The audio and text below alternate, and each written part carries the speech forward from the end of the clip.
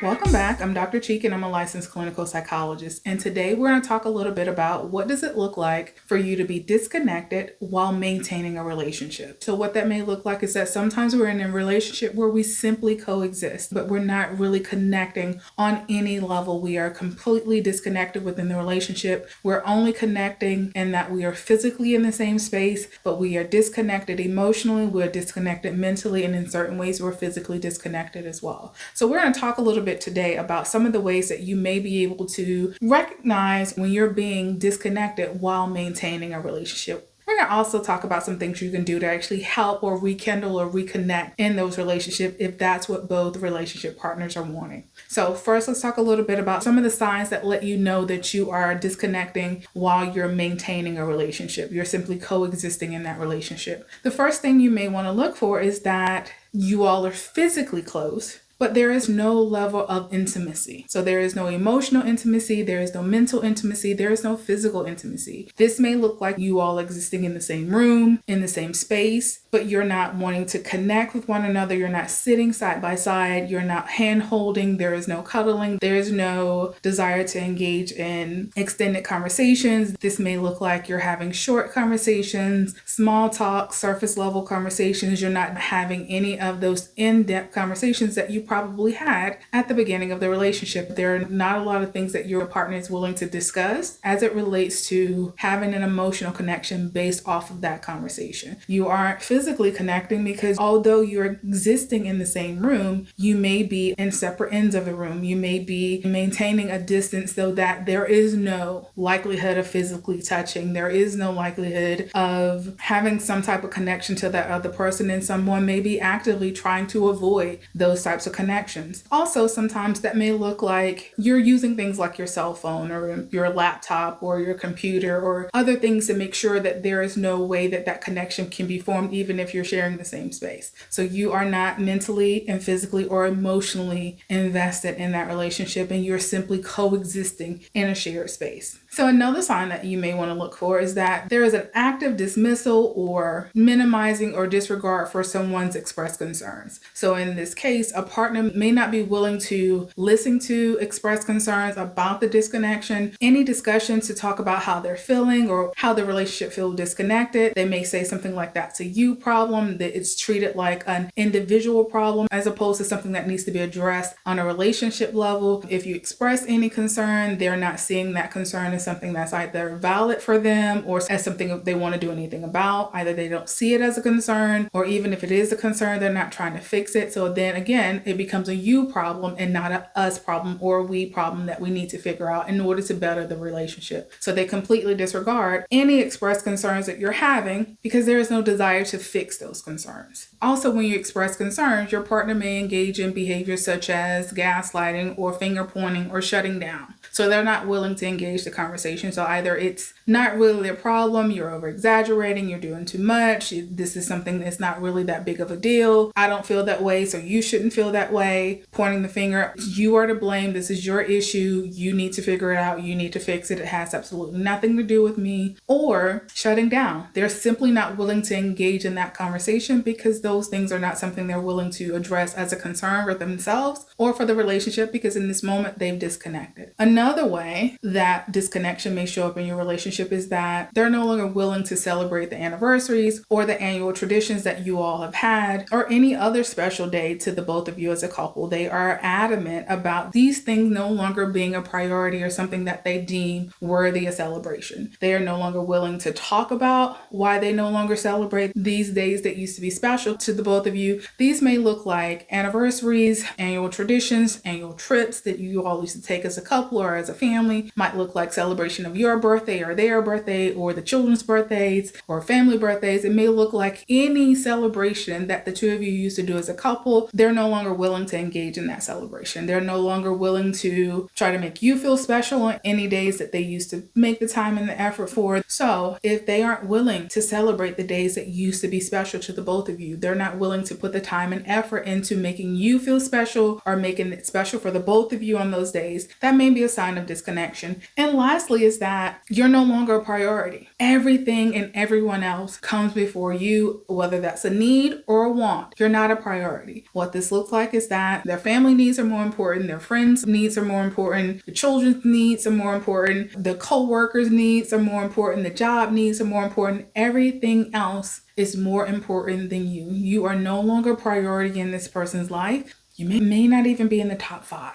You may not even be in the top 10.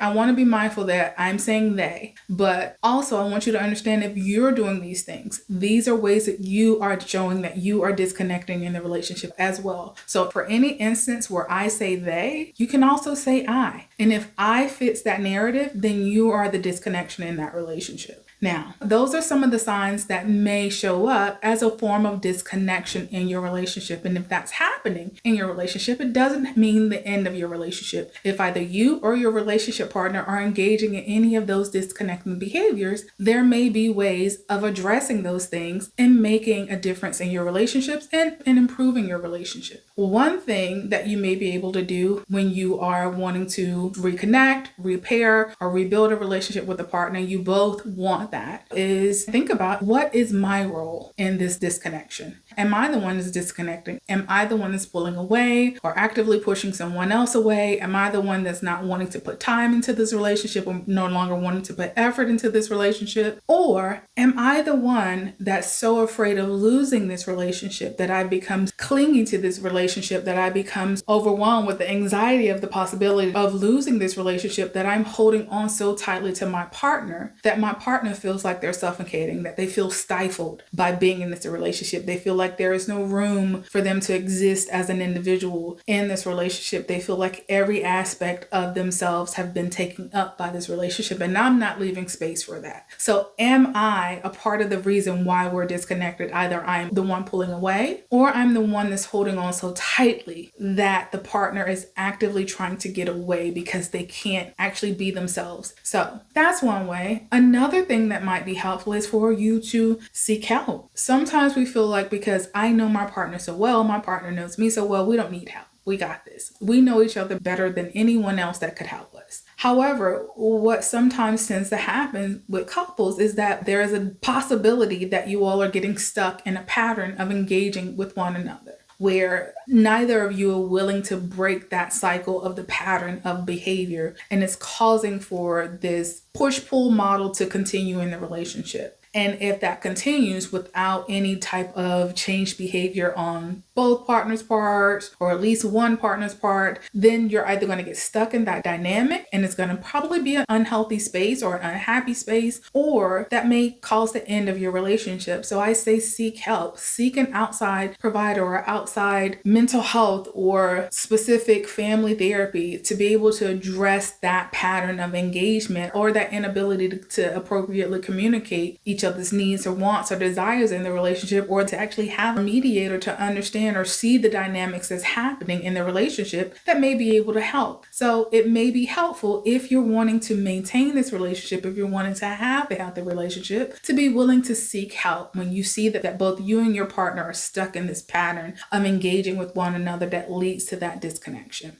And lastly, commit to making a true effort in reconnecting. A lot of time we give lip service to saying we want to maintain a relationship, saying that we want to actually have this relationship, but we don't commit truly to wanting to build that connection or rebuild that connection. So when it's a half-hearted effort or it's not a genuine effort, that shows in how you present in the relationship. That shows in how you behave. It shows in how you engage. It shows in how you actually speak or respond or interact with one another. So fully commit to putting a true effort into reconnecting if that's something that both you and your partner are wanting to do. Now, what I hope you take from this video is this. There are times that we coexist in relationships. There are times that we're simply in these relationships that we're not truly forming an intimate connection or intimate bond. We're simply existing. We're existing because this is a pattern that we may have gotten stuck in, that we are not finding a way out of, or we haven't found a way out of in this moment. There are behaviors that we can look for that demonstrates that disconnection, like being physically close but disconnected. Also, there is not being willing to entertain or hear out our relationship partner's concerns. There is also a desire to not want to celebrate things that are special to the both of you or that used to be special to the both of you. And there is also this lack of prioritization of your partner. That partner is no longer seen as a priority. Does this mean that this has to be the end of your relationship? Not necessarily. There are things that you can do to save this relationship. There are things you can examine within yourself. There are ways to actually seek assistance. There are things that you can do on an individual level or on the level as a couple to re-engage or reconnect in this relationship. All of those things I talked about in this video between the disconnection and ways to actually reconnect if that's a desire for both you and your partner. As always, I hope you take something from this video today that was helpful, that was informative, that was useful, and something that you kind of gain from in life. As always, please feel free to jot down any thoughts, questions, or comments you have below. I thank you for taking the time to listen, and I'll be seeing you again very soon. Thank you.